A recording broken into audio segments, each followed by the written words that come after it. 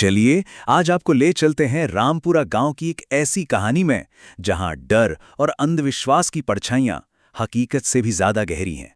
कहानी की शुरुआत होती है रात के अंधेरे से। पर यह कोई आम रात नहीं थी। हवा में ना एक अजीब सा भारीपन था, एक ऐसा एहसास कि कुछ बहुत बहुत गलत होने वाला है। तो कहानी के पहले हिस्से में हम रामपुरा गांव के उस माहौल को महसूस करेंगे जहां एक अनजाना साया हर घर पर मंडरा रहा था और डर धीरे धीरे हर दिल में अपनी जगह बना रहा था। जरा सोचिए, चारों तरफ एक खौफनाक खामोशी और लोग लालटेन की धीमी रोशनी में अजीब अजीब घटनाओं के बारे में फुसफुसा रहे हैं। हर चेहरे पर डर साफ दिखाई दे रहा है। अब कहानी में आगे बढ़ने से पहले ये समझना जरूरी है कि आखिर ये टोटका है क्या। देखिए, ये सिर्फ कोई अंधविश्वास नहीं है, बल्कि एक गहरा और खतरनाक अनुष्ठान माना जाता है, जिसके बारे में कहते हैं कि ये न सिर्फ किसी को शारीरिक नुकसान पहुंचा सकता है, बल्कि उसकी आत्मा तक को अपने वश में कर सकता है। और ये शब्द थे एक गांव वाले के। मतलब जो शक सबके मन में था, उसे पहली बार किसी ने जुबान दी। उन्हें यकीन हो गया था कि कोई बुरी शक्ति उनके गांव को निशाना बना रही है, और ये डर अब हर किसी के दिल में बैठ चुका था। अभी तक जो डर पूरे गांव की हवा में घुला हुआ था ना, वो अब एक परिवार के दरवाजे पे आके दस्तक देता है। और यहीं से कहानी एक बहुत ही निजी और भयानक मोड़ लेती है। रीना की भयानक बीमारी की शुरुआत यहीं से होती है। उसे ऐसी चीजें महसूस हो रही हैं, ऐसी चीजें दिख रही हैं जिनका कोई जवाब नहीं है। सोचिए, एक अनदेखा हाथ उसका गला घोट रहा है और एक परछाई उसे घूर रही है। और फिर गांव के तालाब के पास ये सब मिलता है: नींबू, राख, हड्डियां, खून से सने मिट्टी के गोले। ये पक्का सबूत था कि गांव में वाकई कोई काला जादू कर रहा है। ये अब किसी का वहम नहीं रह गया था।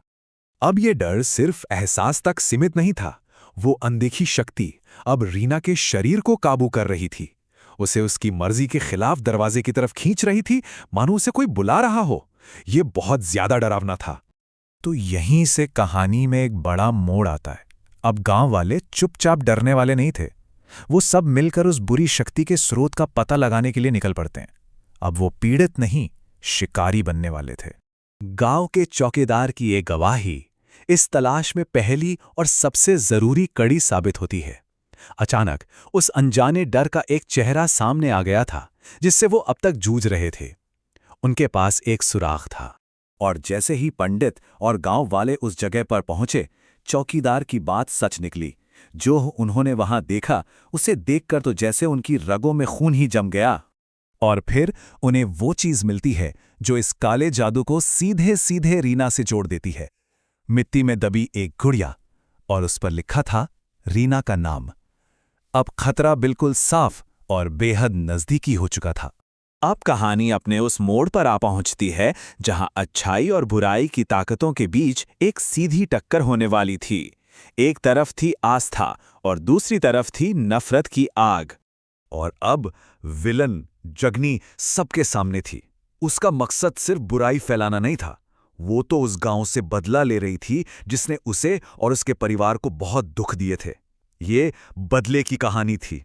जगनी के इन शब्दों से साफ पता चलता है कि उसे अपनी शक्तियों पर कितना भरोसा था। उसकी आवाज में रत्ती भर भी शक नहीं था, सिर्फ एक ठंडी कठोर निश्चितता थी। ये टकराव अब जिंदगी और मौत का सवाल था। जैसा कि यहां दिख रहा है, दो बिल्कुल अलग शक्तियां आमने सामने थीं। एक तरफ पंडित की आस्था और पवित्र मंत्रों की शक्ति, तो दूसरी तरफ जगनी का सदियों पुराना काला जादू और उसकी बुलाई हुई बुरी आत्माएं। और यहीं लड़ाई का पासा पलट जाता है। पंडित के पवित्र मंत्रों की गूंज जगनी की काली शक्तियों पर भारी पड़ने लगती है, और उसकी ताकत का जो स्रोत था, वो मिट्टी का बर्तन आग की लपटों में घिरकर चकनाचूर हो जाता है। बुराई का अंत बहुत ही नाटकीय तरीके से होता है। जगन्नी का शरीर खत्म हो जाता है, उसकी राख हवा में घुल जाती है, और उसके साथ ही गांव पर लगा वो भयानक श्राप भी टूट जाता है। तो लड़ाई खत्म हो गई, बुराई का नाश हो गया। लेकिन क्या सब कुछ सच में पहले जैसा हो पाया? चलिए कहानी के अंत और उसके बाद के असर पर एक नजर डालते हैं।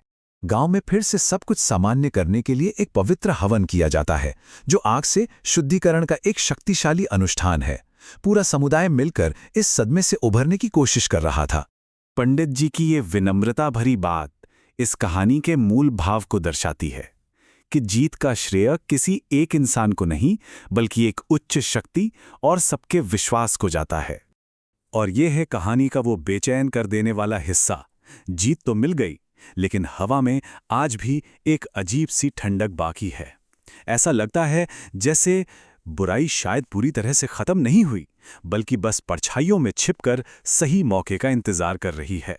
और कहानी हमें इसी एक अनसुलझे और डरावने सवाल के साथ छोड़ जाती है, जो ये सोचने पर मजबूर करता है कि क्या कुछ कहानियां कभी सच में खत्म होती हैं,